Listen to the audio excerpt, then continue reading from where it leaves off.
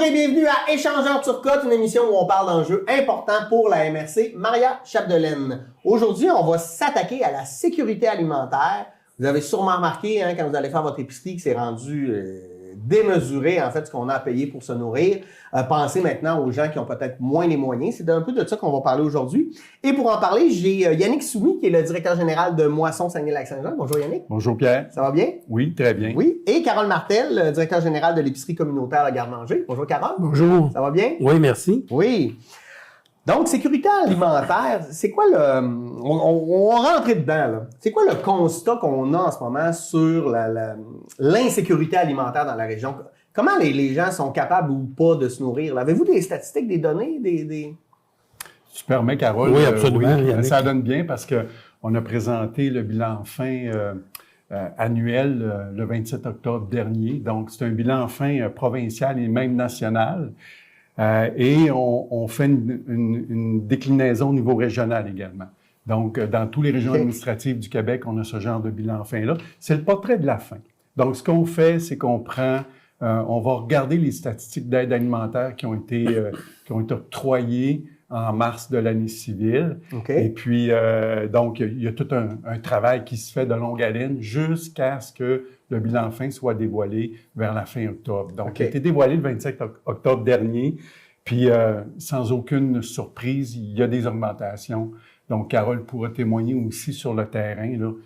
Sans voir les statistiques, là, eux autres, ils voient sur le terrain qu'il y a des augmentations. Donc, nous, pour la région du Saguenay-Lac-Saint-Jean, c'est un peu plus de 71 000 demandes d'aide alimentaire qui ont été répondues au mois de mars 2025. Oui. Alors, donc, c'est énorme. C'est une augmentation de 27 % par rapport à l'année dernière et de 93 % depuis les 3 dernières années.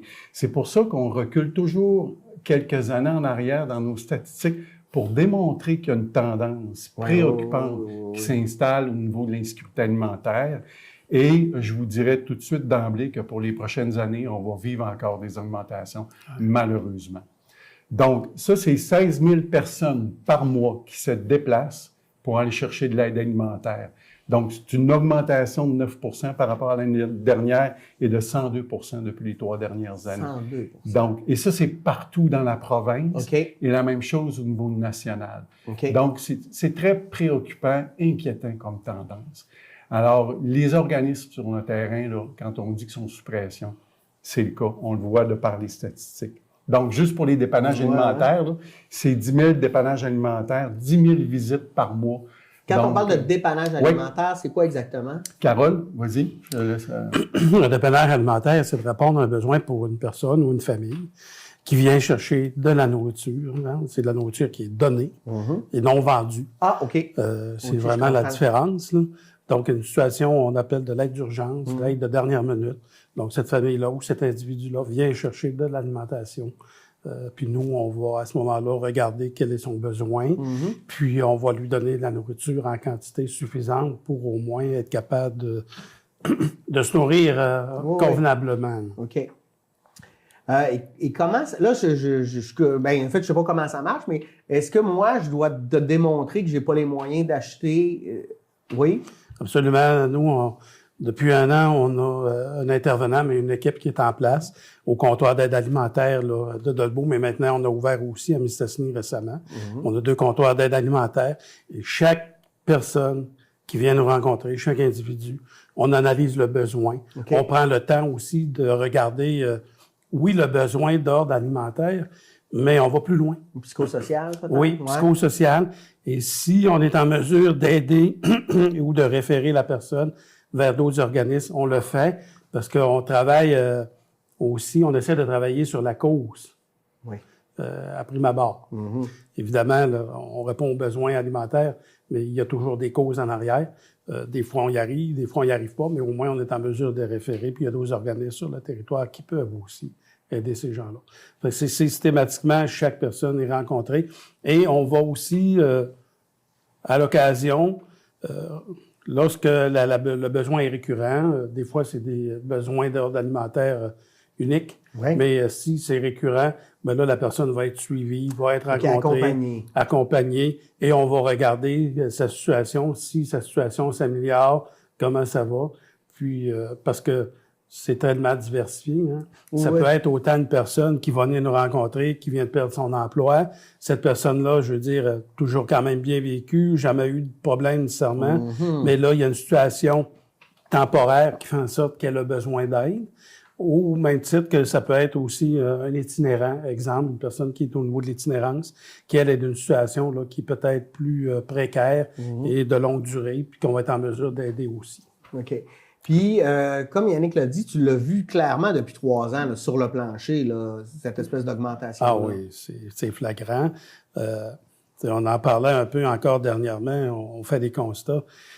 Aller jusqu'à il y a 3 ans, lorsqu'on a 3-4 ans, lorsqu'on a démarré le comptoir d'aide alimentaire, exemple à Dolbeau, c'est un comptoir qu'on était capable là, de maintenir, de soutenir avec quelques bénévoles. OK. Donc, c'était des gens engagés. Puis à ce moment-là, on répondait peut-être à 600-700 demandes par année. C'était quand même déjà beaucoup, mais aujourd'hui, c'est plus de 3000 demandes d'aide alimentaire auxquelles on doit répondre. Et là, on n'est plus au niveau de pouvoir maintenir une organisation comme ça avec 2-3 bénévoles. Ça prend une organisation, ça prend une structure. Ça prend des gens aussi qui sont à l'année, je veux dire, qui s'occupent de la coordination des commandes. Oui, on a encore des bénévoles, et heureusement, parce que des organisations comme les nôtres ne peuvent pas opérer sans bénévoles, mais on doit quand même avoir du personnel régulier pour être capable, justement, de répondre aux besoins puis pallier. Donc, la demande, elle est forte. Yannick parlait un peu tout à l'heure de la pression, évidemment. Oui, il y a une pression au sein de notre organisme, au sein des organismes aussi, parce que du côté de Dolbeau, oui, il y a nous, mais il y a quand même d'autres organismes aussi au niveau de la sécurité alimentaire, et on l'aperçoit tous, on la subit tous, cette pression-là, parce que quand on regarde le bilan fin, on est en mesure de voir les données, les chiffres, puis on sait que ça ira pas en diminuant lors des prochaines années. Fait que là, ce que je comprends, c'est qu'il y a de plus en plus de gens qui ont faim et qui sont en insécurité alimentaire. D'un autre côté, au niveau des ressources, tu sais, je veux dire, Moisson Saguenay-Lac-Saint-Jean, ça fonctionne avec des dons ou vous achetez... Et puis, est-ce que je me trompe ou j'ai l'impression que ça diminue?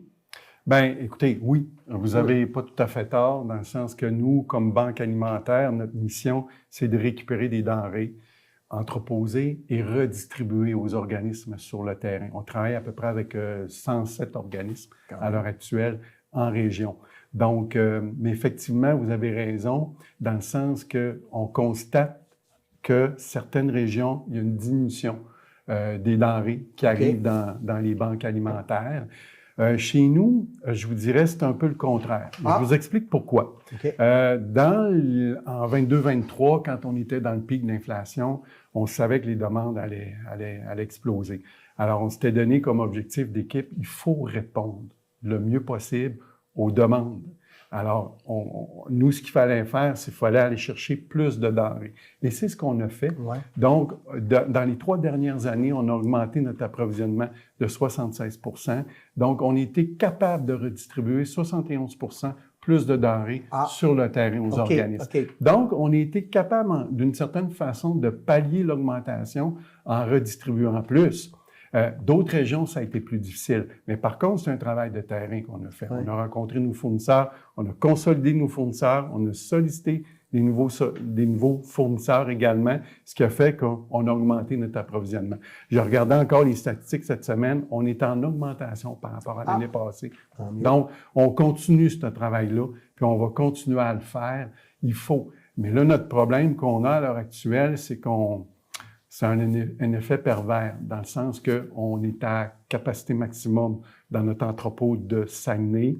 Alors là, au niveau de la réfrigération, congélation, on doit refuser malheureusement des denrées. Donc, ce qui a fait que l'année passée, on a refusé environ 20 tonnes de nourriture. 20 tonnes, c'est énorme, inacceptable dans les conditions d'insécurité alimentaire dans lesquelles on est en région. Alors, c'est pour ça qu'il y a un travail important qui doit se faire, urgent, pour avoir un nouvel entrepôt au Saguenay, pour être capable de continuer à accepter des quantités de denrées appréciables pour continuer à bien approvisionner les organismes sur le terrain. Qui dit nouvel entrepôt dit aussi dépenses, là, j'imagine. Ben voilà. Fait que là, c'est le nerf de la guerre. Hein? Ben voilà, c'est le nerf de la guerre. À l'heure actuelle, on a initié une campagne. On va décoller des activités de financement pour aller chercher environ 2 millions. On est déjà 500 000 dans subventions qui ont été autorisées, qui ont été acceptées avec le MAPAC, le programme d'infrastructure. Il y a d'autres probablement subventions qui vont venir, d'autres demandes, d'autres offres. Alors, on va travailler ça, puis bien sûr, nos campagnes de financement qu'on veut aller chercher notre 2 millions. Ouais. Ça, c'est pour 2027. Donc, on a à peu près moins de 2 ans là, pour être capable. Là, oui, exactement. Donc, c'est un gros projet, mais essentiel et nécessaire. Oui, absolument. Carole, comment ça se passe du côté du garde-manger dans le fonctionnement? Là? Vous recevez, est-ce que vous recevez uniquement de l'aide de Moisson Saguenay-Lac-Saint-Jean ou comment ça fonctionne? Bien, au niveau, en ce qui concerne l'alimentation, c'est majoritairement Moisson. OK. Heureusement d'ailleurs qu'on a la collaboration avec Moisson. Sans Moisson Saguenay-Lac-Saint-Jean, les comptoirs d'aide alimentaire n'existeraient pas. OK. Parce que, juste pour vous donner une idée, ça représente 400 000 par année de nourriture qu'on remet en aide alimentaire et qui provient directement de Moisson Saguenay-Lac-Saint-Jean. Donc, nous, notre rôle, Yannick, eux, c'est ça, c'est de récupérer en grande partie, les denrées au niveau là, des grandes chaînes. Nous, c'est de les distribuer directement aux gens. Donc, à chaque semaine, on remet 1500 livres de nourriture à 40 personnes ou 40 familles. On représente 3000 demandes par année. Là. Donc, c'est énorme. Ça, c'est l'aide d'urgence. Mais le garde-manger, il offre aussi d'autres services. Hein? Le garde-manger, c'est une épicerie communautaire qui offre des aliments à bas prix. Le principe, et pour des gens, évidemment, là, qui sont à faible revenu, encore là, nous, on évalue chaque individu. On s'assure qu'il respecte les critères pour être justement reconnu comme étant à faible revenu. Puis ça, on se base sur des statistiques et qui sont sorties à chaque année là, par l'Institut de statistique là, du Québec. Et à ce moment-là, les gens vont avoir accès à de la nourriture au prix coûtant. Donc, on achète la nourriture et on la revend au prix coûtant. Donc, ça leur permet d'économiser à peu près, en moyenne, 20 % sur leur panier d'épicerie. Oui, mais là, ça veut dire que vous ne faites pas de profit là-dessus? Non. Fait que là, il faut fonctionner aussi. Le budget de fonctionnement, comment ça marche? Ça nous prend du financement, évidemment, là, pour financer toutes les opérations. Heureusement, on est financé en partie là, par le ministère de la Santé avec ce qu'on appelle le PESOC. Donc, on a un budget là, récurrent, année après année, mais pour lequel, quand même, il faut justifier à chaque année le besoin. Et aussi... Il n'y en a jamais assez, probablement. Non, il n'y en a pas assez, évidemment, parce qu'on doit aller chercher du financement auprès de d'autres instances. C'est là le défi, c'est qu'il n'y a jamais rien de garanti. À chaque année, il faut faire des demandes de subventions. Donc, on peut concevoir qu'il y a un sous-financement. Est-ce que gouvernemental, là, dans le sens où est-ce qu'il pourrait en faire plus? Est-ce qu'il pourrait faire autrement? Tu sais, des fois, peut-être pas donner plus d'argent, mais donner l'argent autrement. Je ne sais pas. C'est quoi votre analyse de ça, monsieur? Je te dis, tu sais, nous autres, on est comme un peu le bobo le plaster sur le bobo. On est en certaines parties comme le comptoir où ce que vous faites des dépannages, Carole, nous, on est le plaster sur le bobo, on est une solution temporaire. Et là, on est vraiment sous pression. Alors, nous, ce qu'on demande au gouvernement, c'est d'agir sur des solutions structurantes. Et les chercheurs et les experts disent que une des solutions qu'il faut mettre en place, c'est d'augmenter le revenu des gens qui sont en situation de pauvreté. Les gouvernements ont tous les leviers pour être capables d'augmenter le revenu. Exemple, salaire minimum. On a aussi toutes les prestations d'aide sociale qu'on peut augmenter. On a également tous les régimes de pension qu'on peut augmenter, pension de sécurité de vieillesse. Puis on a tous les crédits d'impôt qu'on peut faire plus, allocation familiale. Puis il y a des régimes universels, un peu comme le régime universel de soins dentaires qui a été mis en place dernièrement. Bien ça aide les Canadiens et Canadiennes aussi. Donc, on va réallouer le budget qu'on utilisait pour un poste budgétaire, on va le réallouer sur l'alimentation, qui est malheureusement le budget le plus compressible. Oui, c'est un peu vers là que je veux aller. C'est que, tu sais, on est d'une situation collectivement où on est aussi endetté, on fait déficit sur déficit. Là, les gens disent, donc, il faut couper. Puis j'ai l'impression que des fois, les gens qui vont utiliser de l'aide alimentaire, c'est pas nécessairement eux qui vont aller manifester dans les rues pour dire... ça en prend plus, ça en prend plus. Sentez-vous que vous êtes un peu l'enfant pauvre à travers tout ça, dans le sens que c'est peut-être plus dur de mobiliser ces gens-là pour mettre de la pression sur les gouvernements parce qu'ils ont d'autres enjeux vraiment importants. Là. Les autres sont en mode survie à quelque part. Je ne sais pas, là, peut-être que j'exagère. Vous en pensez quoi?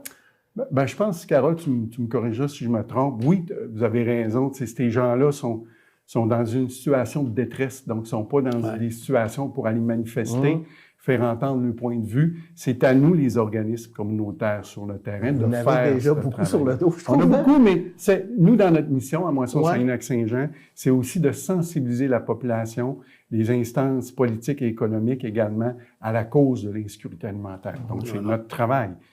Vous nous invitez aujourd'hui. Oui, on fait ça. Là, j'en parle, je le dis. Donc, tu sais, on vient dire que le filet de sécurité de la société, et on le supporte à bout de bras. Mais là, on commence on commence pas, on est à bout de souffle. Donc, on manque de ressources humaines et on manque de ressources financières également. Jusqu'à temps que ça va durer. C'est pas, mais c'est parce qu'on veut pas que ça casse, là. Parce que là, demain matin, Carole, tu fermes l'épicerie communautaire, le comptoir alimentaire. Moisson-Saguenay-Lac-Saint-Jean ferme ses portes. Puis là, bien d'autres organismes communautaires sur le terrain, là. Il se passe quoi au Québec? Excusez, là, mais c'est l'anarchie, là. Ben oui, parce qu'on va vivre ce qu'on voit dans d'autres pays où on a l'impression que les classes plus pauvres sont laissés de côté au détriment de ceux qui ont plus de moyens. Là. Parce que, comme Yannick me disait à un moment donné, après nous, il y a un vide. Il n'y a plus rien. Il n'y a plus rien. Il n'y a plus rien. Et les gens ont besoin de manger. Oui, quand tu as besoin de manger, tu es prêt à faire bien des choses. Absolument. C'est la survie. Là, oui. Là. Donc, et la sécurité alimentaire, on en parlait un peu, c'est pas uniquement l'affaire de Moisson ou du garde-manger, c'est l'affaire de la société. Voilà. C'est une affaire qui doit toucher aussi les élus. Puis, de plus en plus, avec la réalité dans laquelle on est confronté, on va devoir travailler sur les causes. Ben oui, c'est là que je vais aller. Tu sais, à un moment donné, on peut pas toujours mettre des plasteurs. Tu sais, à un moment donné, on le sait. Là, Fait que, qu'est-ce qu'on pourrait faire? Pas nécessairement vous, mais collectivement, là, ça serait quoi? Avez-vous des pistes de solutions lesquelles on pourrait changer les choses? C'est comme je le disais tantôt, revenus, augmentation. Les experts et chercheurs le disent. Si on veut régler en partie l'insécurité alimentaire, il faut augmenter le revenu pour une certaine couche de la population les plus pauvres. Revenu décent. Donc, un revenu décent viable au Saguenay-Lac-Saint-Jean, personne seule, c'est environ 32 000. Personne, un adulte, un enfant, 55. Sans trop me tromper, je crois que deux personnes, c'est 75 000. J'ai des chiffres en tête. Saguenay-Lac-Saint-Jean. Et ça, c'est net. On parle de net. C'est après impôts, charges sociales. Donc, pour avoir un revenu décent. Donc, se loger, s'alimenter et, bien sûr, payer d'autres choses, là, l'Internet et ces choses-là. Pouvoir vivre aussi. C'est pouvoir vivre, c'est payer des gâteries, puis c'est tout à fait normal. Là. Donc, ça, c'est une des causes. Augmentation du revenu, le logement abordable aussi. Ben, ça. Parce qu'un logement, ça ne se construit pas en une demi-heure. Là. Il faut qu'il y ait une prévisibilité, il faut le planifier, tout ça. Là. Et voilà. Est-ce qu'il y en a en ce moment de Loum-Cessny, du logement abordable qui est en train de se construire? C'est en train de se construire, je ne sais pas. Mais je sais que c'est une des priorités là, du nouveau maire. Il l'a clairement mentionné dimanche. Et je crois qu'il a fait aussi campagne en partie en parlant. Donc, si ça peut se concrétiser, tant mieux.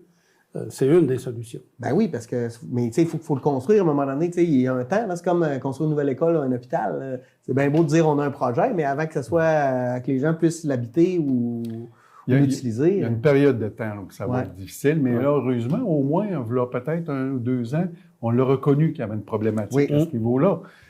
Quand tu le reconnais, normalement, tu agis. Donc, les solutions ont tardé, mais là, on voit de plus en plus logement abordable, les constructions et tout, mais ça va prendre un certain temps.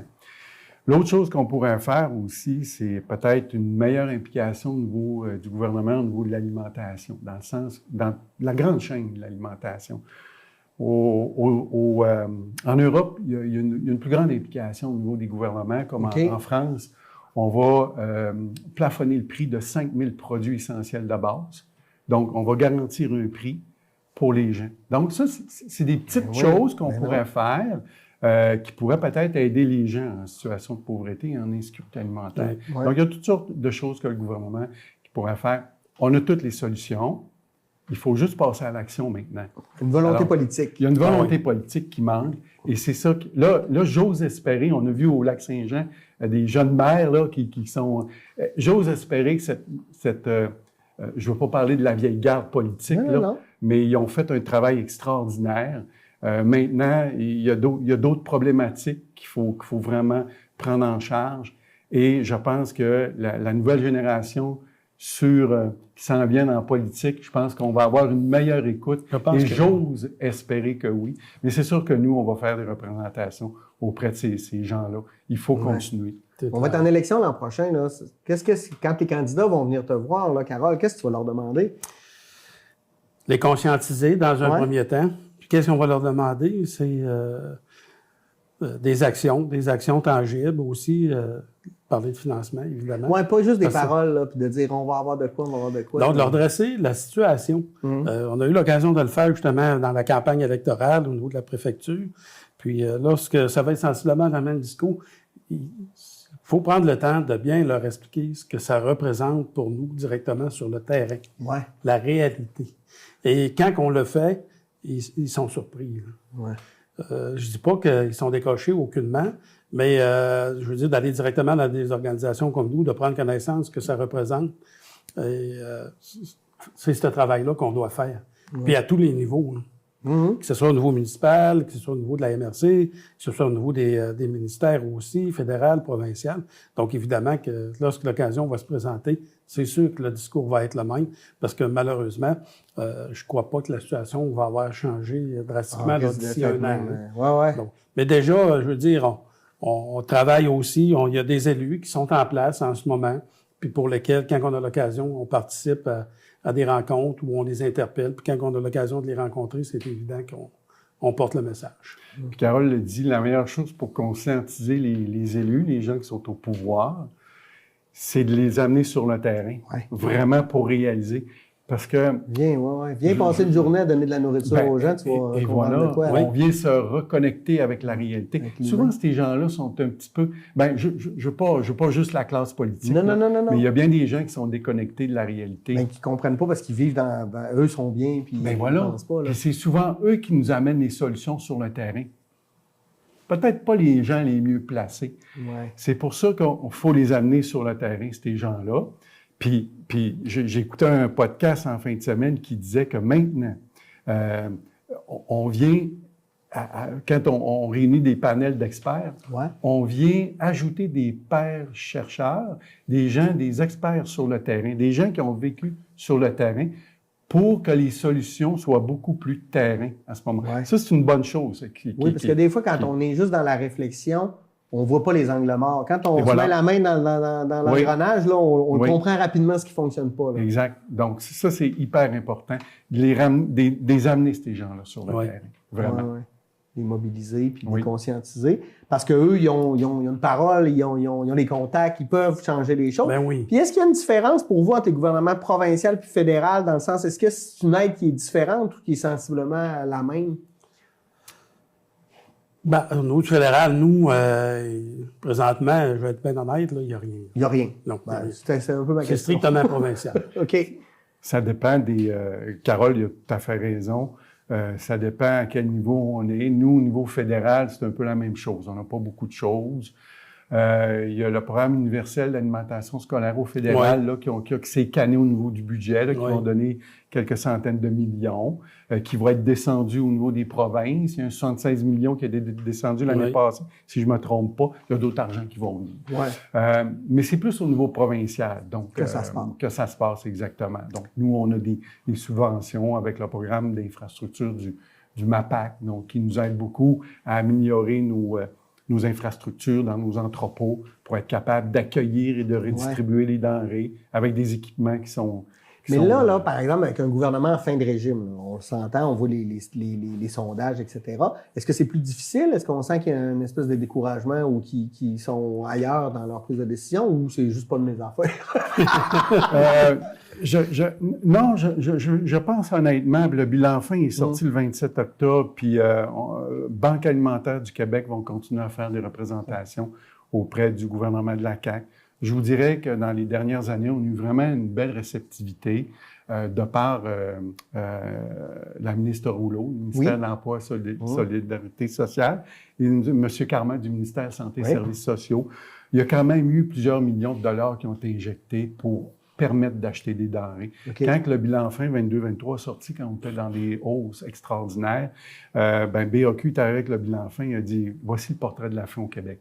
Il faut faire de quoi? » C'est là qu'à un moment donné, la ministre Rouleau est arrivée avec oui, OK, on va vous octroyer des argents pour acheter des denrées que vous allez pouvoir redistribuer dans les moissons et les moissons auprès des organismes sur le terrain.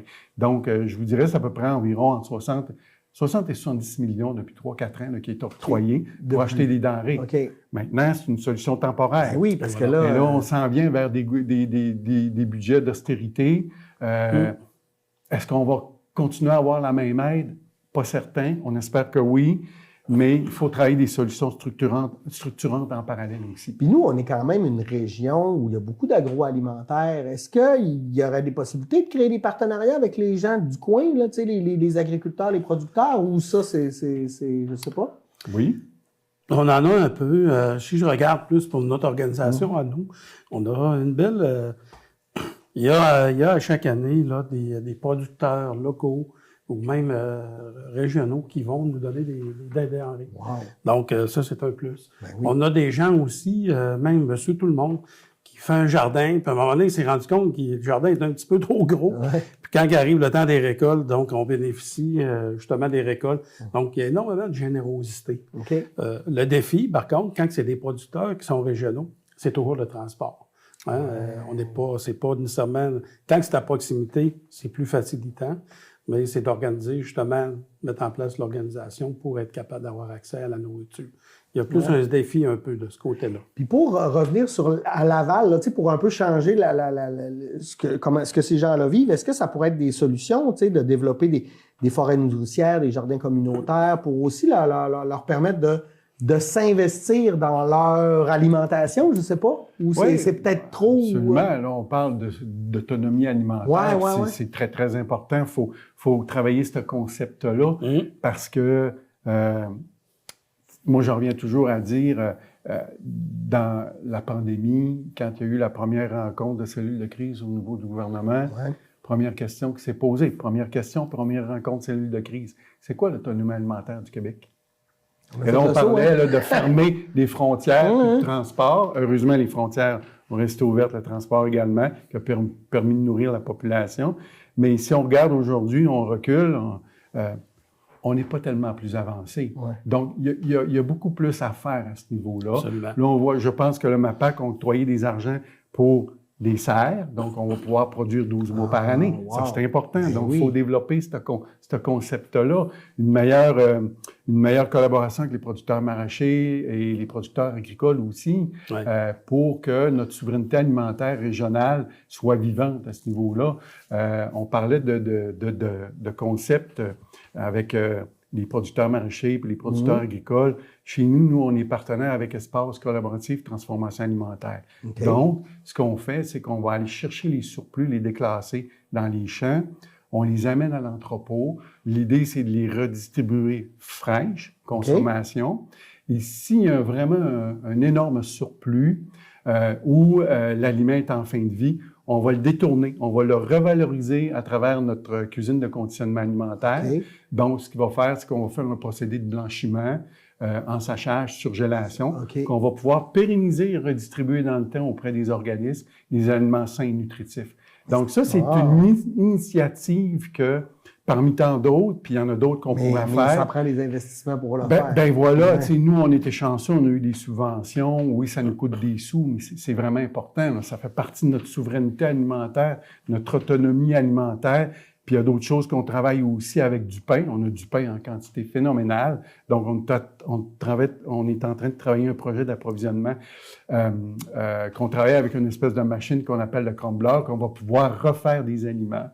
Non pas du pain, parce que du pain, on en a en quantité phénoménale, Mais ça peut être des pâtes à crêpes, ça peut être des pâtes à tarte, ça peut être des pâtes à pizza, ça peut être des pains aux bananes, ça peut être des muffins, toutes sortes de choses. Donc, on vient revaloriser des aliments qu'on a en surplus. Donc, on vient produire d'autres produits qu'on va redistribuer pour de l'aide alimentaire sur le terrain. Wow! J'aime ça! Restez avec nous. Nous, on prend une petite pause, mais on revient. Ne manquez pas la suite. C'est vraiment intéressant. À tout de suite.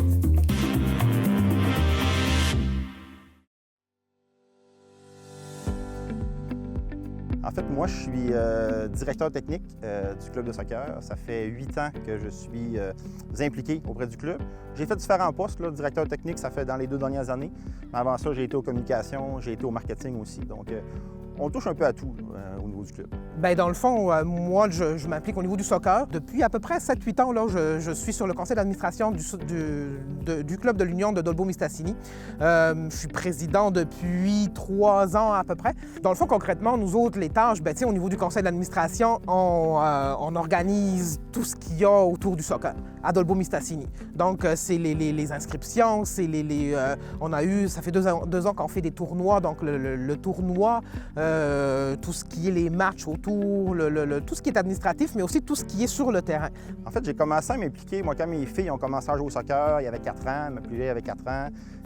Il y avait besoin d'un coach. J'étais pas dans la région dans ce temps-là. Je suis revenu à Dolbeau là, dans les dernières années. Et puis j'ai commencé à m'impliquer comme coach. Puis en revenant à Dolbeau, bien, j'ai vu qu'il y avait un club ici, qu'il y avait une opportunité aussi de s'impliquer auprès du club. Donc j'ai saisi la porte qu'il y avait. Moi, je m'implique parce que, de un, j'aime beaucoup le soccer, donc c'est quelque chose qui vient me rejoindre. Mais je m'implique aussi pour offrir quelque chose aux jeunes, transmettre un peu mon savoir, parce que, tu sais, ça fait longtemps que je suis impliqué dans le soccer, que je joue, que j'arbitre, et aussi pour offrir aux jeunes la possibilité de pouvoir connaître ce sport, de jouer à ce sport, et en même temps essayer de leur transmettre un peu ma passion pour m'impliquer, pour les recruter pour le futur, pour qu'on puisse avoir une longue tradition là, pour notre jeune club. Bien, c'est important parce qu'en fait, là, les jeunes veulent bouger, les jeunes sont très actifs, on veut les faire sortir dehors aussi. Puis on a quand même beaucoup d'inscriptions dans toutes les sphères d'activité, on va dire. Là, on parle du soccer, mais même dans les autres sports qui sont offerts à Dolbeau-Mistassini. Donc, ça prend des parents, ça prend des bénévoles pour s'impliquer auprès des jeunes.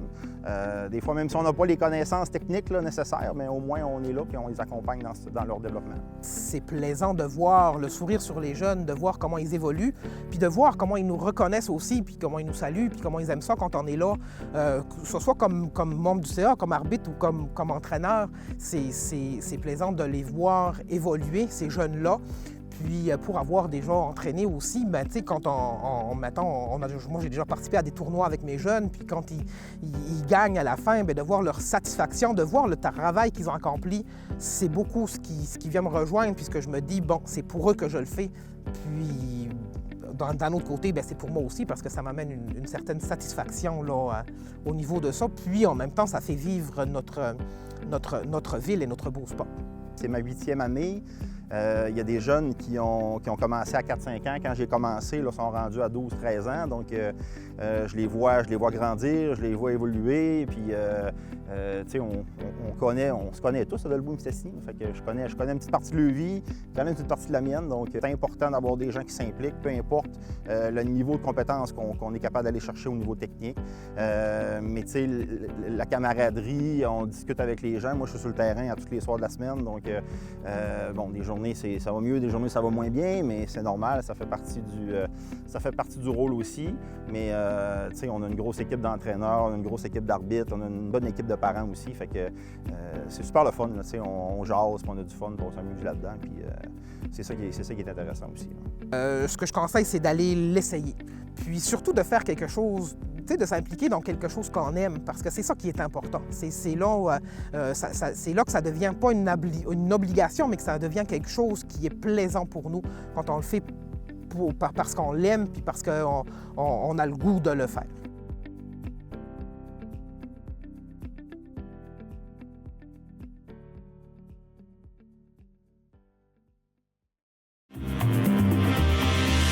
On est de retour. Aujourd'hui, on parle de sécurité alimentaire ou davantage d'insécurité alimentaire.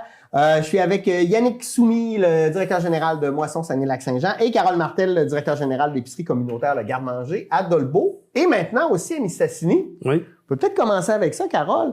Vous avez ouvert un nouveau comptoir à Mistassini, mais il y en avait déjà un à Dolbeau. Qu'est-ce qui a motivé tout ça? Comment ça a fonctionné? Il y en avait déjà un à Dolbeau, mais on s'est rendu compte qu'il y avait il y avait des gens de Mistassini qui, malheureusement, n'ont pas de transport. Donc, c'était impossible pour eux de se déplacer à Dolbeau. Puis là, on a regardé, on a réfléchi, puis on s'est dit peut-être qu'à même l'épicerie, le garde-manger, on pourrait développer un petit comptoir d'aide alimentaire spécifique pour la clientèle de Mistassini, pour les gens de Mistassini. Et ça va très bien. Depuis un an, un mois, on est en opération. Présentement, c'est uniquement les vendredis après-midi. Donc, c'est une clientèle ciblée. Les appels se prennent à Dolbeau. C'est le même processus. Les gens appellent à 276-9999 pour manifester leurs besoins, prendre rendez-vous. Puis à ce moment-là, il y a une personne qui répond, qui, elle, va être en mesure de poser quelques questions. Et si la personne est de Mistassini et n'a pas de transport, on dirige à ce moment-là le besoin vers Mistassini. OK. Puis, le garde-manger, ça fait pas juste de l'aide alimentaire, là. Vous avez plein d'autres services. Tu veux-tu m'en parler un peu? Comment tu sais, l'espèce de répercussion sur toute la communauté, en fait, là? Le garde-manger, il rayonne partout au niveau de la communauté. Le garde-manger, exemple, fournit des repas pour la halte chaleur. Oui, donc, pour l'itinérance. Pour l'itinérance, à chaque semaine. C'est 20 à 30 repas, là, des mets préparés, des mets cuisinés, qu'on fournit pour la halte chaleur. On a aussi des cuisines collectives. Oui. Donc, on met à la disposition notre cuisine pour justement des cuisines collectives. On a le CIUS qui va venir donner des ateliers de cuisine. On a différents organismes. Les gens s'inscrivent, puis ils viennent cuisiner, puis ils repartent avec de la bouffe, c'est ça? Exactement. Wow! Par contre, c'est pas nous qui en assumons l'organisation. Nous, on facilite l'accès à la cuisine. C'est le comité local là, de sécurité alimentaire, le CILSA, qui se trouve à chapeauter ce service-là. Avec lesquels vous devez travailler dans une étroite collaboration, absolument. j'imagine. On siège sur les tables de concertation parce que c'est la sécurité alimentaire. Oui. Aussi, depuis un an, on a mis en place, avec le comité local de sécurité alimentaire, le frigo communautaire, qui est situé ici à Dolbeau, chez Coder. Parce que, oui, sur semaine, on est en mesure de faire de l'aide alimentaire, mais sur fin de semaine, nos services étaient pas accessibles. Donc, avec le frigo, ça permet, encore là, avec la collaboration de Moisson, c'est que 2 fois par semaine, Moisson vont venir distribuer, là, porter des denrées dans le frigo. Puis, à ce moment-là, les gens vont pouvoir là, les prendre. Là où on est rendu présentement au niveau du frigo, parce que on se cachera pas, les denrées partent à une vitesse phénoménale. On en a un au cégep, puis dans une demi-journée, ils se vident. Et voilà. Maintenant, ce qu'on veut, c'est sensibiliser la population. Et il va y avoir des actions prochainement qui vont être faites en ce sens-là. On veut sensibiliser la population à t'en fais un à la maison, ben peux-tu en faire 2? Tu fais un pâté chinois, t'en fais un deuxième. C'est ça ma question. Peux-tu aller nous porter des bons? Tu sais, des fois, on est tanné, on s'est fait une grosse tourtière, là, on fait 3 jours qu'on en mange en reste. On pourrait-tu aller vous emporter, le mettre directement dans le frigo? Oui, parce que c'est un don. Là-bas, il y a une possibilité. Ce qu'on demande aux gens, c'est tout simplement, là, il y a une possibilité d'inscrire c'est quoi et la date à laquelle ça a été cuisiné. Puis à ce moment-là, ben oui, il y a le frigo, il y a le congélateur, tout dépendamment. Généralement, ça va être davantage, on va privilégier là, de congeler les aliments. Mais bien sûr. Non, puis en plus, là, quand on fait des grosses batches, là, on le sait comme maintenant. Ça, j'ai l'impression que je vais le parler. On l'a comme dans la tête. Tu sais, c'est quoi, là, faire un petit détour pour aider des gens quand nous, de toute façon, on risque de le jeter dans 3 jours, là? Ben, ça évite le gaspillage alimentaire. Absolument. Puis aussi, au frigo, il n'y a pas uniquement le frigo, c'est qu'il y a des étagères. Puis les gens peuvent apporter aussi des denrées sèches. Ah, OK. Donc, une canne de soupe. Un peu comme quand on fait les paniers de Noël à l'épicerie. Exactement, le même principe. Donc, il y a moyen aussi, là, de temps en temps, là, aussi. Donc, ceux et celles qui sont capables de le faire. Ben, moi, là, je vais vous regarder. Là. Des fois, vous avez plus les moyens. Là, ben, tu sais, c'est quoi pour vous, là, prendre un 5-10 piastres de plus dans votre épicerie puis aller aider des gens? Je pense que ça peut nous faire du bien aussi, collectivement, de donner. Oui. Tu sais, on le voit là, avec la... Puis c'est à la friperie, chez Coder. Puis pourquoi on est allé chez Coder? Ben, ils sont ouverts 7 jours sur 7. Ouais. Donc, c'est accessible en tout cas. D'accord. Super. Il y a beaucoup d'initiatives terrain comme ça, citoyennes aussi, frigo communautaire, c'est extraordinaire. Puis je profite pour remercier Carole puis tous les organismes communautaires sur le terrain. Il y a toutes sortes d'initiatives qui se font justement pour venir en aide aux gens dans le besoin. C'est eux qui font le travail sur le terrain. Ils sont en contact direct avec les bénéficiaires. Bravo, chapeau. Puis, vous êtes tout le temps en mode solution. Une nouvelle initiative pour toujours répondre le plus possible à la demande. C'est extraordinaire. On les sent à l'écoute, en fait, des gens qui ont besoin. Là. Et voilà. Puis les organismes, dans toutes les causes, c'est les organismes communautaires sur le terrain, là, chapeau, ils font un travail exceptionnel. Donc, c'est pour ça qu'on disait tantôt le filet de sécurité de la société, là, c'est important d'en prendre soin. Oui, puis on n'est pas les seuls. Hein. On parle là de notre organisation aujourd'hui. Ben oui. Il y a beaucoup d'organisations. Oui. Puis Dolbeau-Mistassini, il y a les environs, la MRC, Maria-Chapdelaine. Il y a tout un travail. Une belle écosystème. Une belle mobilisation citoyenne. C'est vrai. Et tu disais au début aussi que vous manquez des fois de bras. Mais là, moi, là, j'ai du temps, par exemple. Là. Comment on fait si on veut donner du temps? Parce qu'on s'entend que vous n'avez pas les moyens de rémunérer les gens, mais des fois, une action bénévole, ça peut être le fun. On a du temps à perdre. Là, écouter une émission de moi à TV puis aller donner ces 2 heures-là au garde-manger, je pense que ça pourrait être positif. Comment ça fonctionne si on veut vous offrir du temps? Les gens peuvent venir nous rencontrer directement, soit se présenter directement au comptoir d'aide alimentaire à Dolbeau ou encore au garde-manger, de préférence. Ils demandent à me rencontrer, moi. Puis, à ce moment-là, je vais être en mesure d'évaluer, de leur dire si effectivement on a des besoins et où se situe le besoin. Puis, il y a aussi un organisme de Dolbeau-Mistassini là, qui est le Centre d'action bénévole. Le Centre d'action bénévole, qui c'est l'endroit tout destiné pour toute personne qui est intéressée à faire du bénévolat. Parce que je sais qu'il y a des besoins aussi, puis Yannick pourra peut-être en parler, là, chez Moisson. Donc, eux sont en mesure de connaître les besoins des organismes sur le territoire. Et à ce moment-là, vraiment, là, parce qu'un bénévole peut dire, moi, je veux faire du bénévolat dans le domaine alimentaire. Un autre peut dire, c'est dans notre, au niveau du comptoir vestimentaire. Et ils vont aussi, je crois, avec les intérêts là, des gens. Ben oui, c'est important quand même là, de pouvoir cibler, parce que la personne qui aime ça à faire son bénévolat, elle risque de revenir et de rendre ça récurrent. Là. Pour notre organisation, on a la chance d'avoir des bénévoles qui sont merveilleux et d'en avoir là, présentement suffisamment, mais on en a toujours besoin. Parfait, j'aime ça, vous avez entendu? Toujours besoin. J'aimerais qu'on vienne sur un concept peut-être plus philosophique, mais important, le droit à l'alimentation. Parce qu'on devrait tous être capables de pouvoir se nourrir convenablement. Est-ce que je me trompe? Ben absolument. Puis ça a été reconnu à partir de 1948. 48? La Déclaration universelle des droits de l'homme, qu'on est venu reconnaître le droit à l'alimentation, mais que ça a été seulement que des promesses jusqu'à maintenant. Il n'y a pas eu vraiment de choses concrètes sur le terrain, puis on le voit encore. Donc, et aussi, il y a eu aussi le pacte international relatif aux droits économiques et sociaux et culturels que le Québec et le Canada ont signé en 1976. Et on vient encore reconnaître ce droit à l'alimentation, ce droit humain-là, mais il n'y a pas eu vraiment de choses concrètes qui ont été faites jusqu'à maintenant. Donc, le regroupement des cuisines collectives du Québec fait beaucoup de lobbying en ce sens qu'on devrait reconnaître de plus en plus ce droit essentiel-là.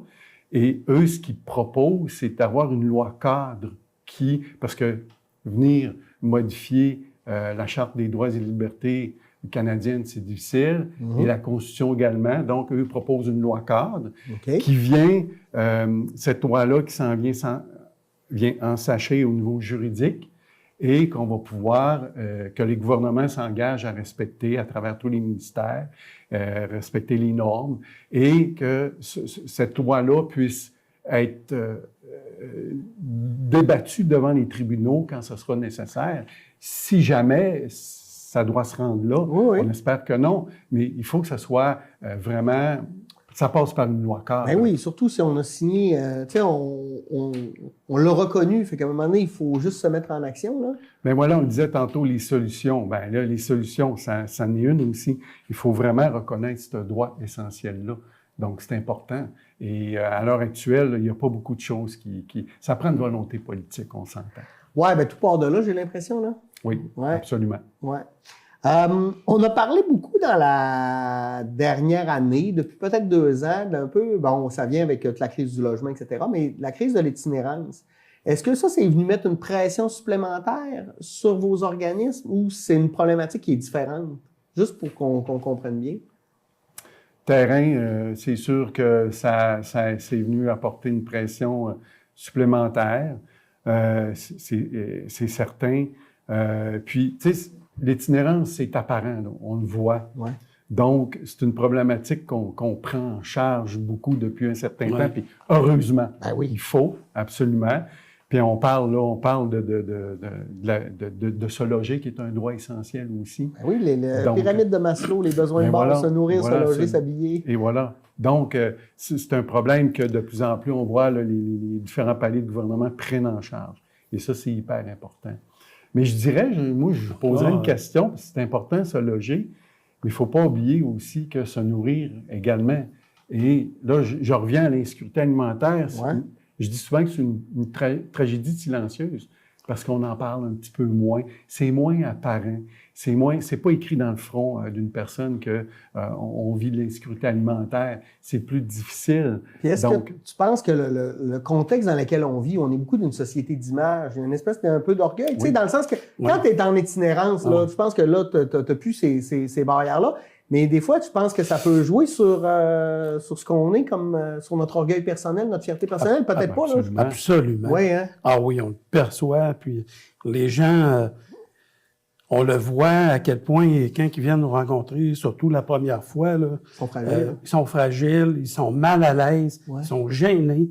Et on doit faire, nous, un travail au départ pour justement leur dire non, c'est humain. Je suis pas en train de te Ce juger. que tu là. vis, c'est ça, d'autres le vivent aussi, puis nous, on n'est pas là pour vous juger, au contraire.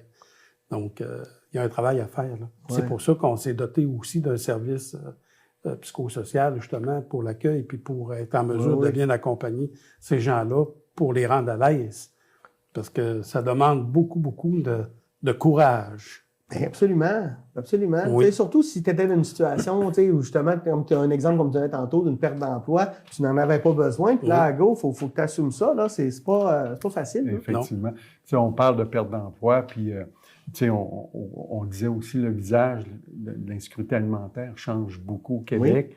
C'est plus traditionnellement les gens qui reçoivent des prestations d'aide sociale là, ou différentes prestations. C'est comme tu l'as dit, Carole, c'est des gens qui ont une perte d'emploi. Et c'est de plus en plus des gens qui sont sur le marché du travail, Aussi. qui ont recours à l'aide alimentaire. Ben, je voyais une statistique, là, quelqu'un qui travaille à temps plein au salaire minimum est sous le seuil de la pauvreté au Et Québec. voilà. À quelque part, on a un problème. Oui. Ben voilà. Oh oui. Puis dans la région, si on recule dans les 3 dernières années, le nombre de paniers alimentaires qui a été distribué à des gens qui sont sur le marché du travail a augmenté de 256 % dans la région. Donc, on voit là, qu'il y a un problème structurel. Là. Donc, quand on dit que le visage change, ben c'est souvent... Puis, on n'a pas parlé des étudiants. Les étudiants, qu'il y a à peu près un étudiant sur 2 qui a peine à se nourrir convenablement au Québec. Oui. Donc, ça, Avec le prix des logements, tu sais, c'est rendu qu'un logement, ça coûte plus cher qu'une hypothèque. Mais tu voilà. n'as pas accès à la propriété parce que tu n'as pas d'argent. Ouais. Mais on te demande de payer plus cher pour être Effectivement. moins... Ah, Oui. écoute, c'est particulier la situation dans laquelle on vit. absolument. Et, Tu sais, là, on parle de compromettre la réussite académique. Oui, absolument. Je serais surpris de voir en pourcentage le nombre de personnes qui pourraient se qualifier de Boom Cessny pour venir à l'épicerie communautaire, le garde-manger, ouais. parce que c'est assez rare Que ça qu'on passe refuse pas. quelqu'un. Ouais. Et quand on donne les balises, les barèmes, là, les gens restent surpris. OK. Tu sais, une famille de 4, là, c'est impressionnant le montant là, qu'il faut que tu gagnes net pour ne pas pouvoir te qualifier pour venir à l'épicerie, le garde-manger. Moi, à chaque semaine, Donc, moi, j'ai 3 enfants. Là. À chaque semaine, quand je fais l'épicerie, je me dis, je suis chanceux d'avoir ces moyens-là parce que je sais pas comment je ferais. Je sais pas comment les gens font, en fait, là. Tu sais, moi, ça me met serré l'épicerie, tu sais. Bien, dans les 5 dernières années, ils ont remonté, je lisais un article à août 2020-2025, l'inflation au niveau du logement, 34 % l'alimentation, 28 % Puis après ça, l'énergie. Faut que Et voilà. Là, tu apprends les services de base. Internet, c'est pas donné non plus. Mais tu sais, aujourd'hui, on a besoin de ça si on veut travailler, communiquer, tu sais. Ouf. Oui. Un véhicule. Un aussi, véhicule. En région ici, un véhicule, c'est aussi quasiment c'est une nécessaire. nécessité. là. Ben oui. Puis juste les 2 postes budgétaires, alimentation, logement, pour les 20 % les plus pauvres au Québec, ça représente 50 % de dépenses. C'est une marche. Pour les 20 les plus riches, ça représente à peu près 22 de dépenses. Donc, ceux qui sont le plus impactés, c'est les gens les plus pauvres. Ouais. L'inflation, c'est toujours les gens les plus pauvres.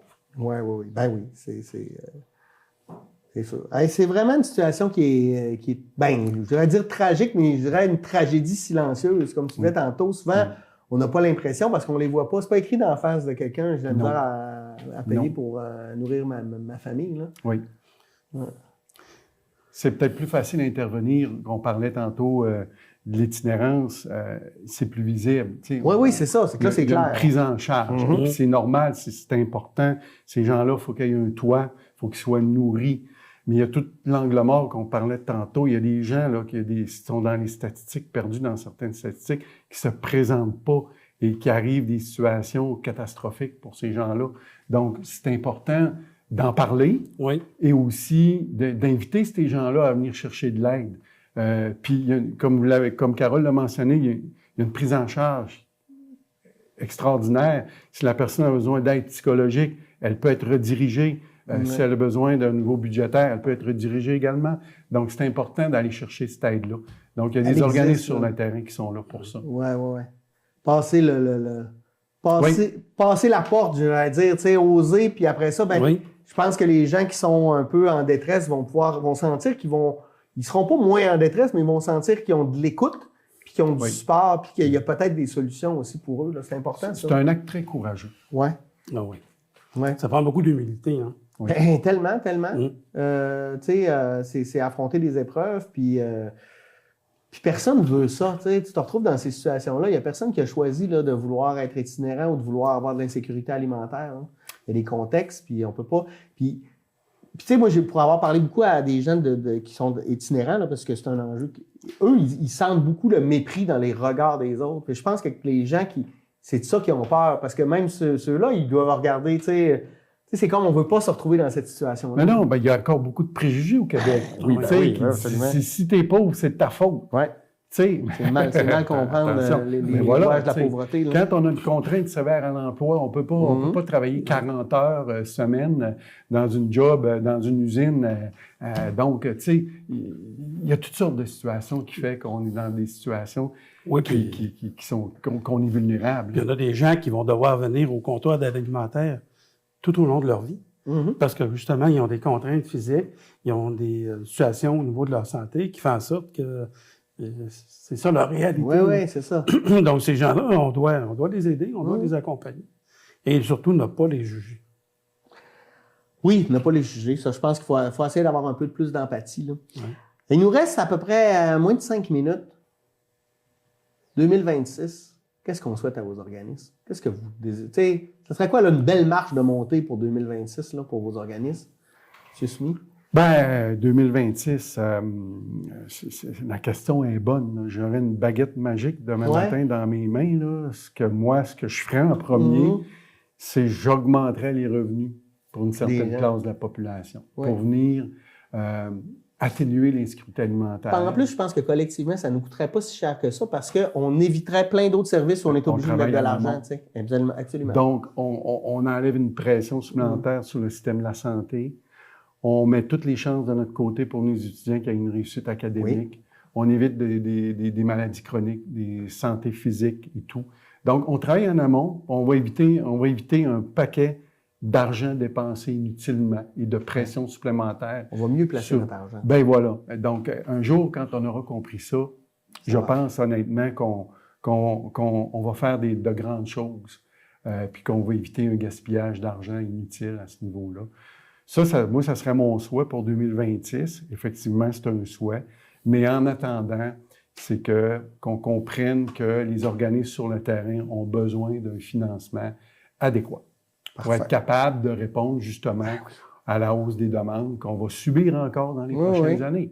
Alors, c'est ce qu'il faut avoir. Puis en plus, on a la chance d'avoir une nouvelle garde au niveau politique dans nos gouvernements municipaux. Ouais. Donc, je pense qu'il faut que ces gens-là soient vraiment avec nous sur le terrain pour comprendre la réalité. Parce que vous êtes vraiment en première ligne, puis il faut qu'on commence à travailler autrement. Oui. Puis Carole, pour le garde-manger? Pour 2026, c'est de s'assurer qu'on va être en mesure de répondre et de continuer à répondre à chaque demande. de ne pas laisser filer, de ne pas échapper personne. Exactement. Oui, je comprends. Donc, pour nous, là, c'est l'objectif qui se poursuit, en fait, pour 2026. Et aussi, là, si on est capable d'avoir, évidemment, éventuellement, du financement plus récurrent à la hauteur de nos besoins, de la part des différents paliers politiques. Donc, ça serait un plus aussi pour être en mesure de répondre aux besoins. Ben, on va vous souhaiter ça pour 2026. Je veux surtout vous féliciter et vous remercier de votre engagement. C'est important. Puis ça serait plus facile de ne pas le faire que de le faire. Puis on a besoin de gens et d'organismes comme les vôtres. Merci beaucoup. Merci aussi à vous d'avoir été des nôtres. Je pense que c'est fort intéressant aujourd'hui. Et nous, on se dit à la semaine prochaine pour une nouvelle édition d'Échangeurs Turcotte. Bonne semaine.